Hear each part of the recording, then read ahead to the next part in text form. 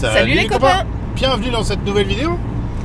Nous sommes vendredi 18, il est 4h15 du matin, d'où nos têtes encore très réveillées, et ça pique parce qu'on est en route aujourd'hui pour aller à l'ambassade à Paris. Donc on a un peu une journée marathon aujourd'hui. L'ambassade, mais quelle ambassade?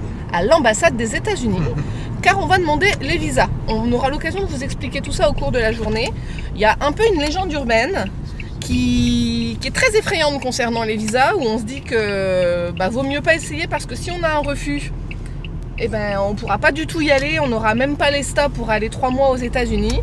Mais en même temps, nous on voudrait aller en Alaska. Et pour aller en Alaska, faut reconnaître que ce serait quand même beaucoup plus facile avec des visas. Voilà, au niveau des temps, vous nous connaissez, vous savez que nous sommes très lents pour tout, que nous sommes des voyageurs très lents, et du coup ça pourrait être beaucoup plus confortable pour nous. Alors on a fait le choix d'essayer et de vous décrire un petit peu ce parcours du combattant. Donc comment ça s'est passé? On a fait des dossiers complets en ligne. Alors ça déjà, c'est pas une mince affaire, clairement. Parce que pour faire nos 5 dossiers, avec le site qui n'arrêtait pas de planter, on a dû y passer une journée entière, enfin une après-midi entière. Je sais même pas s'il plantait, je pense que c'est un truc de sécurité. Dès que tu fais rien pendant plus d'une minute, le truc, pof, il te vire ta page. Mais comme en fait on voulait être sûr de ne pas faire de conneries, à chaque fois on utilisait un traducteur pour bien comprendre ce qui était marqué et tout ça, à chaque fois on se faisait virer. Donc à chaque réponse on se faisait virer en gros. Donc en fait on lisait toutes les questions. On se faisait virer, on lisait la question, on se faisait virer, on lisait la question, on se faisait virer. Et donc ensuite, on avait tout en tête et on répondait à toutes les questions de la page, on validait et on passait à l'étape suivante. Enfin voilà. Donc ça c'était la première étape. Mais donc là aujourd'hui nous avons rendez-vous à 9h45 à l'ambassade. Non, 9h00, non? Non, 9h45. C'est 9h45? Je crois. Ah oui, d'accord. Moi je suis parti en me disant on y va pour 9h00 là. Ah oui, on va être très en avance là, je pense. En fait, pour tous ceux qui connaissent bien la région parisienne, et nous on connaît très bien, moi je suis né là-bas. On y a travaillé pendant longtemps, et le problème de la région parisienne, c'est que soit vous partez suffisamment tôt et vous passez avant tous les bouchons, ce qui fait que vous arrivez avec une avance énorme, donc on va patienter devant, soit on tombe dans les bouchons et on a carrément le risque, parce que c'est quand même en plein centre de Paris. Et l'angoisse d'être en retard. Ouais. Et l'angoisse d'être en retard. Donc on a pris l'option.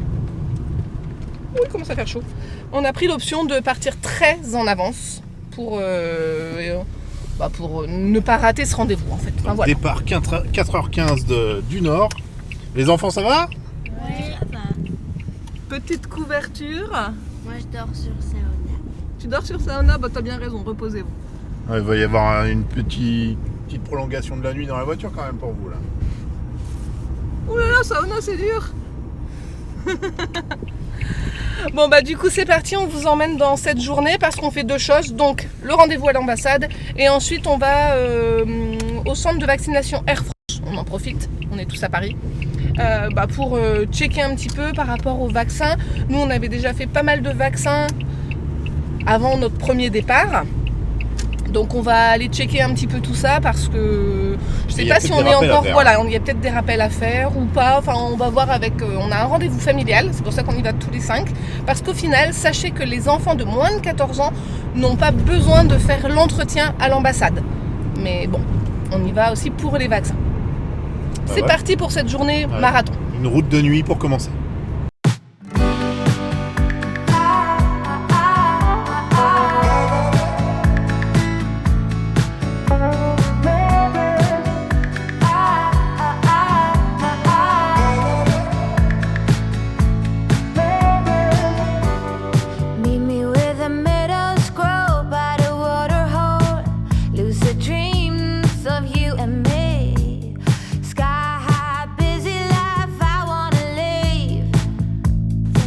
Petite retouche maquillage?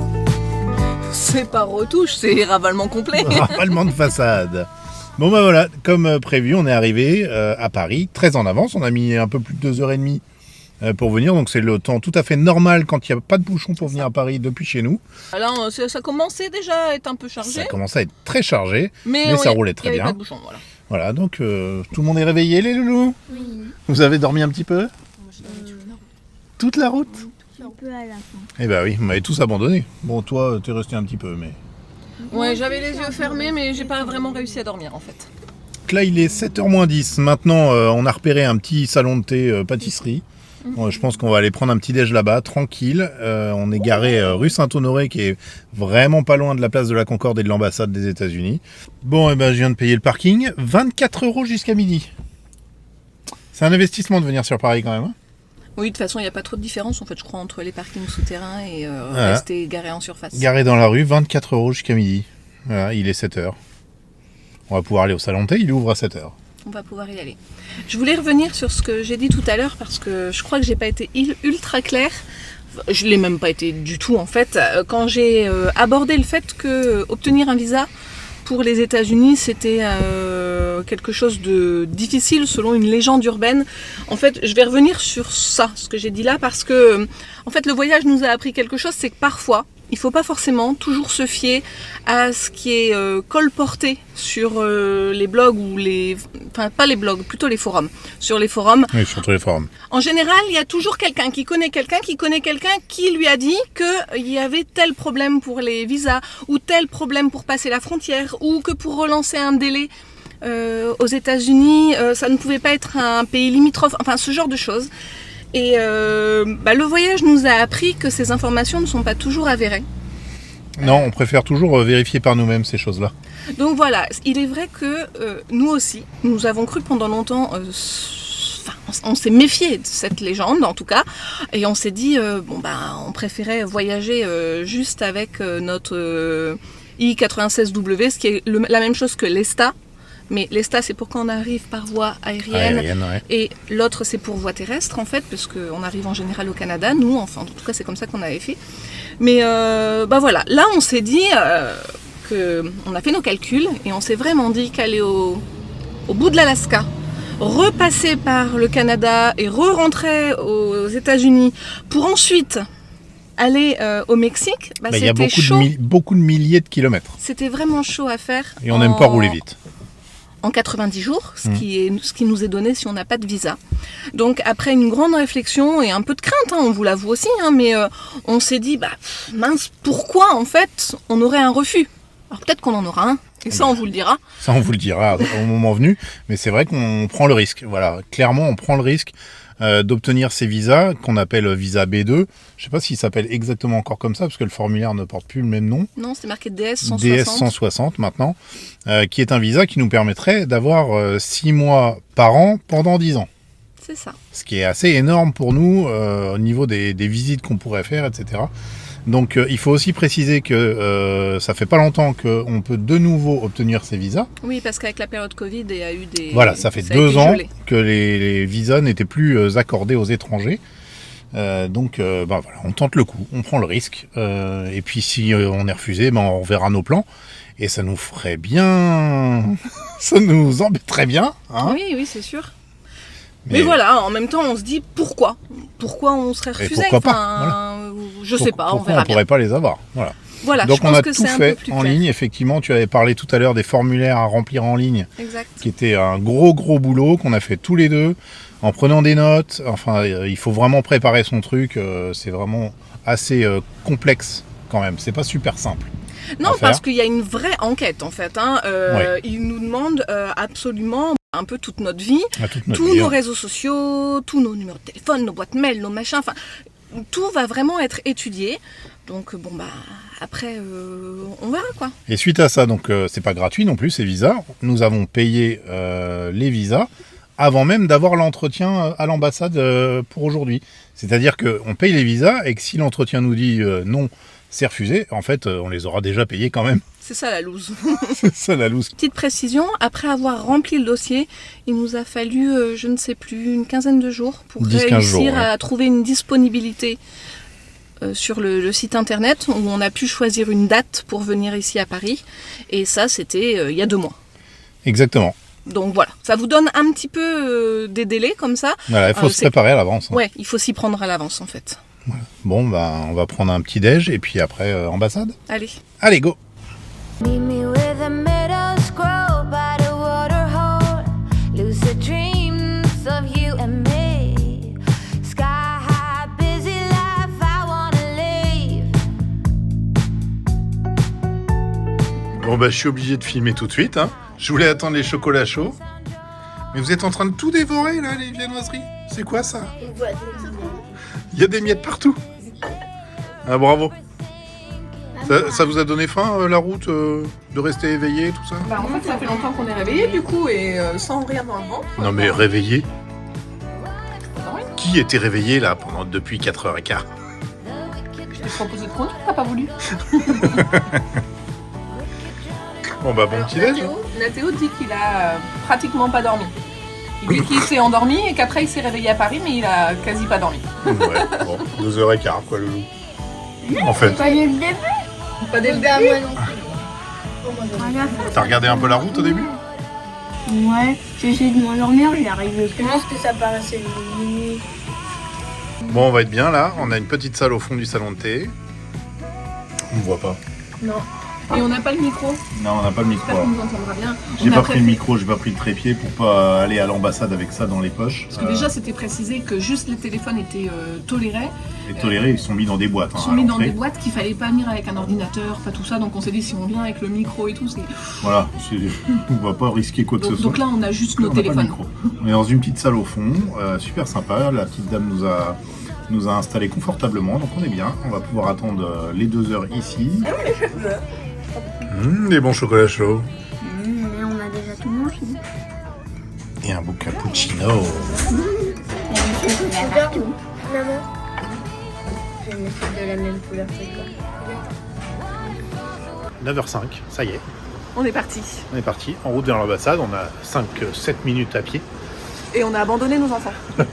On a laissé les enfants au salon de thé. Le monsieur s'est gentiment proposé, et apparemment c'est pas la première fois, de nous garder les enfants parce que on n'est pas sûr qu'ils puissent nous les garder à l'ambassade. Ouais, on sait pas. Dans une On salle avait d'attente, peur ou quoi qu'ils refusent l'entrée des enfants parce qu'en fait il est bien marqué uniquement ceux qui ont rendez-vous et les enfants n'ont pas d'entretien. Alors même si on a des demandes de visa pour eux, on savait pas trop comment ça allait se passer. Je vais la laisser passer parce qu'on n'a toujours pas le micro, hein, forcément. Bah oui. Et en fait, la configuration du salon de thé est assez intéressante parce qu'il y a vraiment 2 salles à l'arrière et on était dans une salle absolument tout seul. Enfin voilà. Donc bon. Ils sont vraiment au Ouais, calme, ouais. ils risquent rien. Ils ont emmené une bonne douzaine de BD avec eux. Le Pour passer le rendez-vous temps. peut être long. Voilà, donc et ben voilà, on verra bien maintenant. On vous dira quand on sera sorti comment ça s'est passé. Oui, parce qu'on va On pas va éviter jouer. de sortir le télé. C'est ça ce que j'allais dire. On va éviter de sortir la caméra à l'approche des bâtiments officiels. Là, on approche du On quartier va où essayer de pas tout se est retrouver en barriéré. prison, en fait. Voilà, c'est ça. Donc on vous dit à tout à l'heure. Et coucou! Salut. Salut. Ça y est, on a déjà Ça a fini. été hyper rapide. Alors en fait, on avait préparé un dossier à peu près long comme le bras. On a passé des heures à faire des photocopies parce qu'on se disait, comme les ordinateurs sont interdits, on se disait s'ils nous demandent ça, il faut qu'on puisse justifier, etc. Donc on est parti avec plein de documents pour justifier nos finances, le travail, tout. On avait tout. En fait, je pense qu'on avait vraiment tout. Ils ont regardé notre livret de famille et c'est tout. Et il est approuvé. Donc bah, c'est tout bon.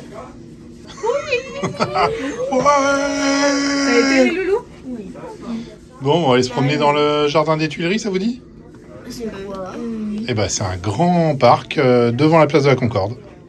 On y En va? fait, on a rendez-vous pour les vaccins à 14h30 parce que comme on savait pas combien de temps l'entretien allait durer, moi je m'étais imaginé que c'était vraiment un entretien dans un bureau fermé avec l'officier en face de nous qui pose plein de questions, on doit donner plein de justificatifs, mais pas du tout en fait. C'est des guichets successifs où on est tous à côté, tout le monde entend les réponses des gens d'à côté. Et puis, juste, ça va hyper vite, quoi. En gros, on est resté aux différents guichets 2 minutes à l'un, 2 minutes 30 à l'autre. Et puis, voilà, c'était... Bah, il est fini, quelle quoi. heure là? Clairement, il est 10h30, c'est ça? Bah, il est 10h30 et on est 10h30. rentré... À 9h40. Mais on est non, rentré. je crois qu'on est rentré. À 9h40, on Ouais. est rentré. Donc 9h40, on passait tous les trucs de sécurité. Enfin, vous voyez, ça a été super court, quoi. Bon, bah, c'est cool. Allez, on va se promener. Tout ça?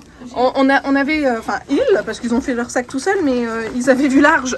Oui, j'ai quand même réussi à lire 3 BD en Ah oui, bah, minutes, on n'est donc, pas, on n'est pas parti longtemps, hein. J'ai fait une petite image et une c'est quand j'ai commencé la rose des carrés. Donc,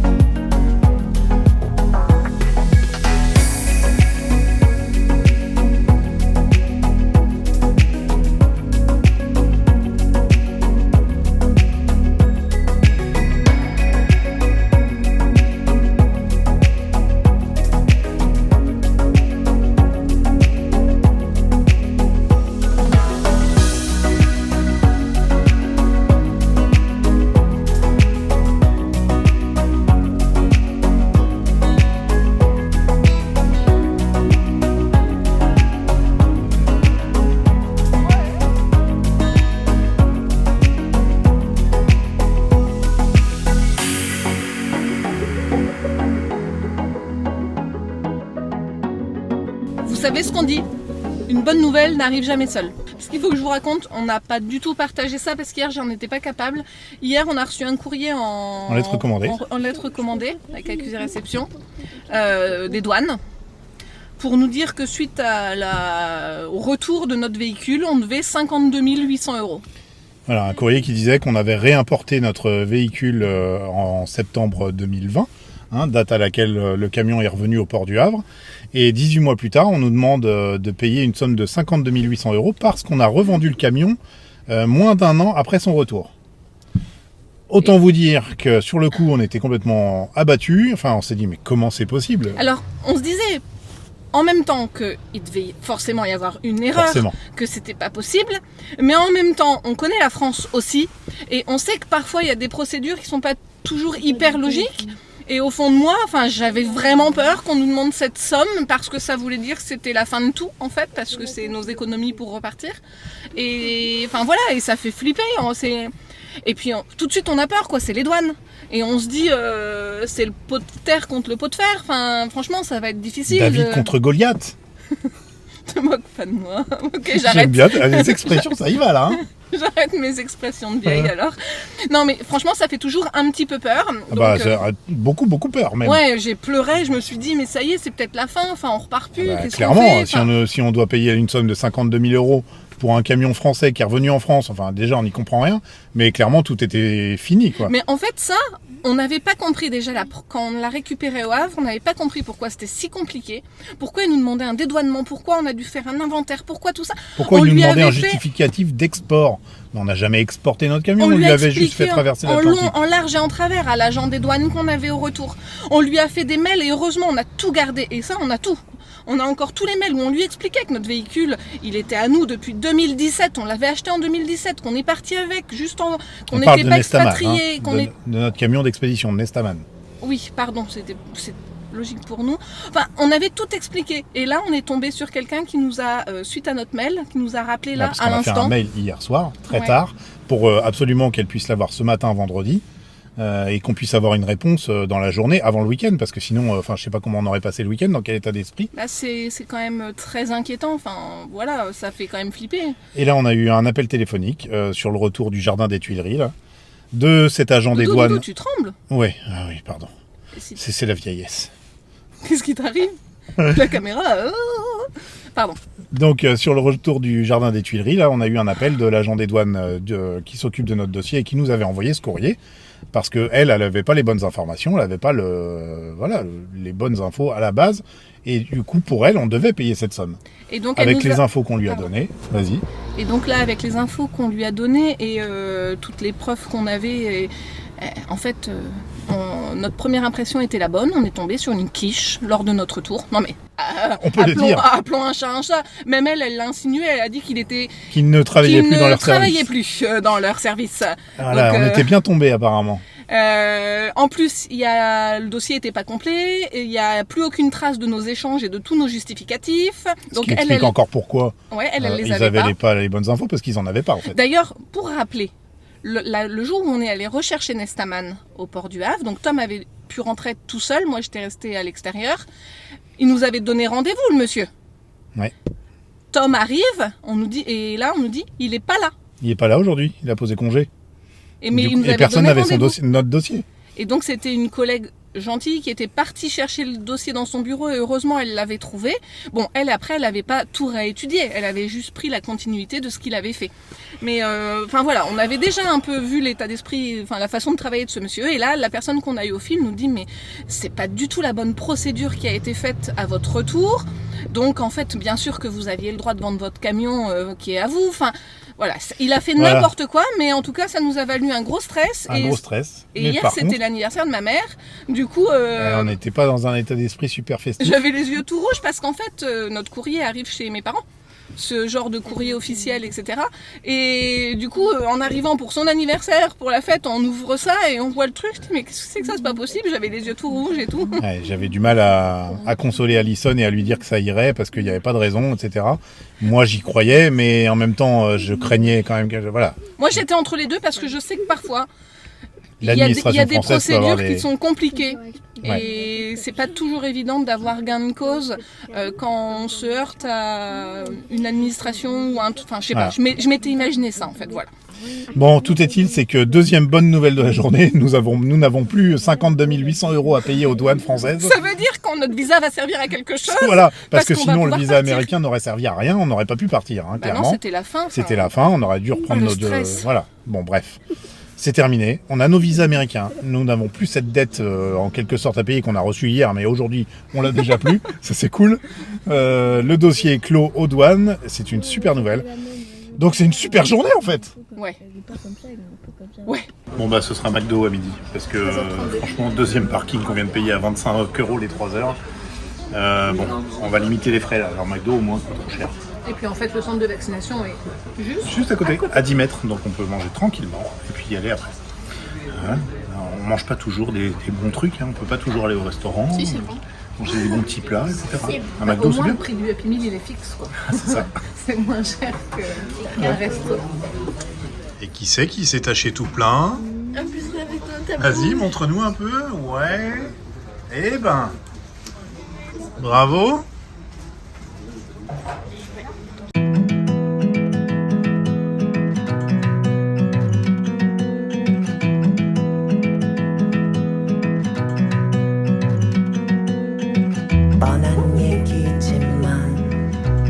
Mathieu, on passe le premier. Toi, une seule piqueuse à faire. T'es courageux, hein?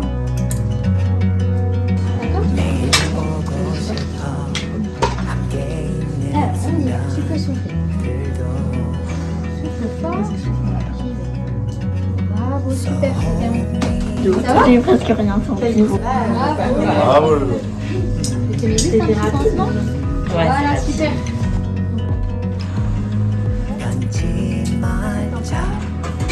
Bravo, super.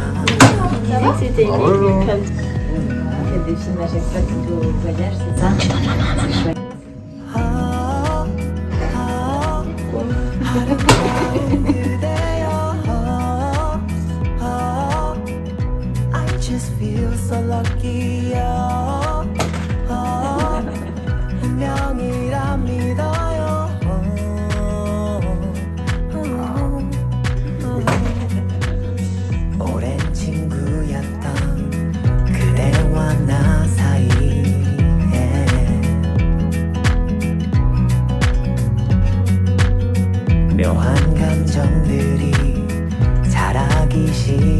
Bon, cette fois on a le micro, mais il y a quand même beaucoup de vent, alors j'espère que ça va aller.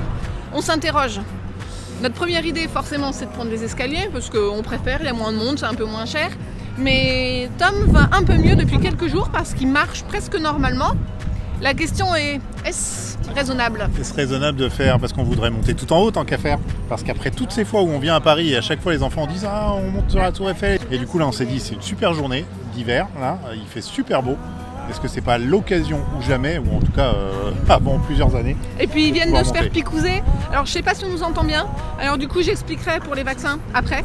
Et voilà, ils nous l'ont demandé, alors pourquoi pas, c'est l'occasion. Bon, par contre, il y a 7 queues d'attente à l'ascenseur. Celle-là à l'escalier, ça paraît mieux là, hein, mais... Ah, c'est sûr qu'il y a beaucoup moins de monde par l'escalier, beaucoup moins de courageux. Du coup c'est tentant de faire l'escalier. C'est toi qui dis. C'est un risque à prendre. Encore un risque. On aime le risque. On aime le risque? Allez. L'escalier? C'est un jeu de stratégie. Tout le monde est chaud pour l'escalier là? Ouais. Ouais? Tout en haut. Moi, ça me fait pas peur en fait. T'es prêt? T'es courageux? Ouais. Mais bon, tout en haut, ça fait flipper, je pense. Ah, ça te fait peur la hauteur? Ouais. En fait, en ce moment, sur le site, il y a le plus gros chantier jamais fait depuis 40 ans, parce qu'en fait, pour la première fois, ils sont en train de décaper pour enlever les 19 couches qu'il y avait avant celle-ci, et enlever toutes les mauvaises peintures qui pouvaient contenir du plomb, etc. Donc c'est pour ça que vous voyez pas mal d'échafaudage, et aussi que sa couleur, elle paraît un peu rouillée. Les enfants, c'est la première chose qu'ils ont dit. Ils ont dit, elle a l'air un peu rouillée, mais en fait, c'est parce que là, ils sont en train de complètement la nettoyer pour la remettre nickel. En cette couleur à part. Ben non, c'est parce qu'elle a eu... Si, retour. Oui, la nouvelle couleur. Ah, la nouvelle couleur, t'as raison. Retour au jaune brun 1907. de 1907. Bon, ils appellent ça jaune-brun, mais moi j'appelle ça kaki. Moi aussi. Non, je sais pas.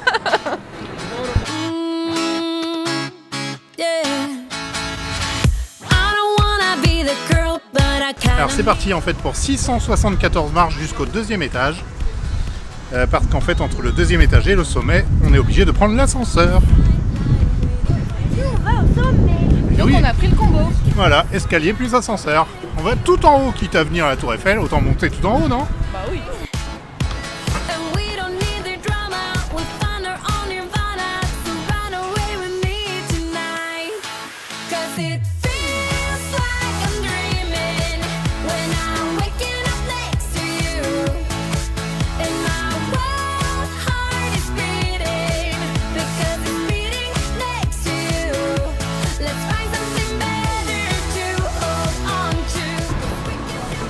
C'était encore plus transparent. Papa, Eh mais enfin, c'est vraiment tout le temps. Pourtant on voit pas j'ai même super pas bien. quand dans Pékin Express ils sont sur les trucs et tout, moi je me dis ça passe. Ah ouais, non, c'est quand même impressionnant. Wow.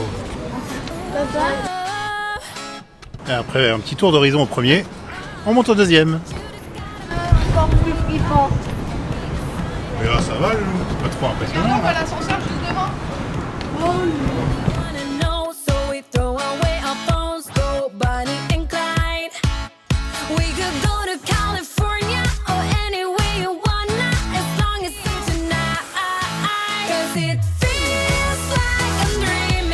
Si vous avez un petit peu une gêne dans les oreilles, vous essayez de bailler ou de déglutir.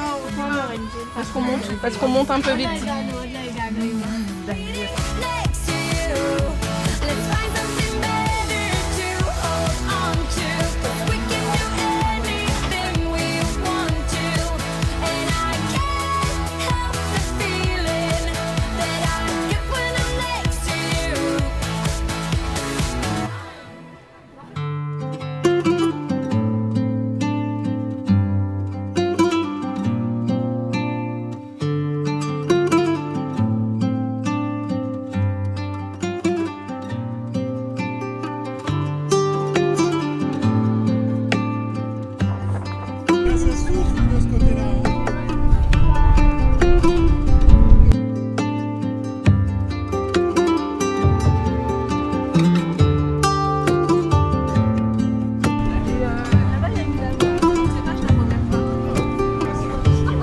Salut Gustave.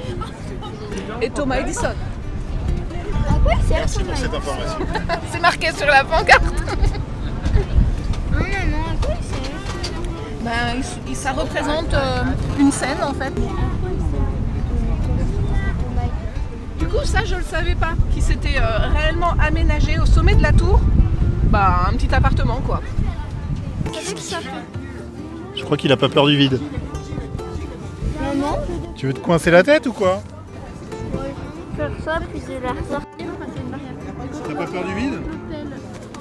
Non. Monter au sommet de la Tour Eiffel? Check.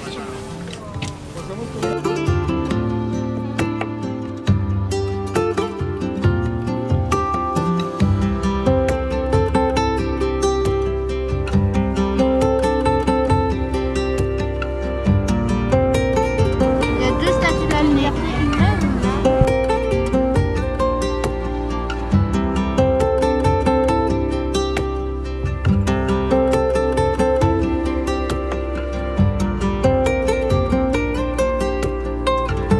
Mon petit arrêt dans la descente, pourquoi? Qu'est-ce que c'est que cette veste? C'est ma veste de pyjama. Je suis partie avec ce matin pour dans la voiture. En fait, c'est ma moumoute. Ça fait des années que je l'ai. Je la mets tous les soirs, tous les matins au réveil. Pour que je la mette pas, il faut qu'il fasse plus de 30. Hein. Clairement plus de 30. Du coup, je suis peut-être la seule à visiter la Tour Eiffel avec son haut de pyjama. Donc j'ai d'abord proposé aux enfants, savoir si quelqu'un avait froid, si quelqu'un voulait une veste supplémentaire. Ils m'ont répondu que non. Donc bah, elle est pour moi. Voilà, je suis bien maintenant. Nickel. J'ai la classe. Non mais, Bon, ça se voit plus que ton poncho. bah grave. Enfin si, je sors le col. Je peux récupérer mon sac? Parce qu'en fait, ça tient mon poncho. Ouais, un look d'enfer.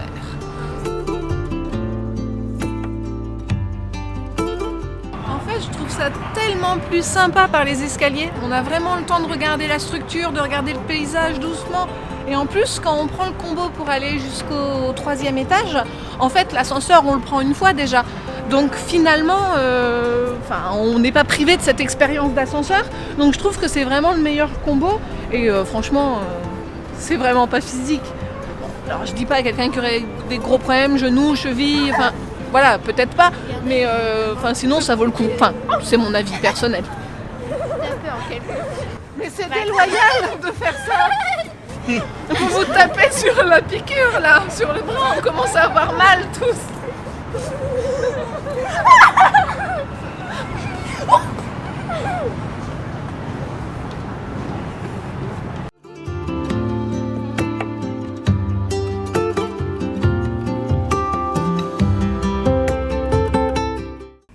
Je reviens ici pour faire une petite mise au point sur les vaccins. Alors en fait, nous on fait partie des voyageurs plutôt pas mal vaccinés en fait, mais le but n'est vraiment pas de dire que c'est bien, que c'est pas bien.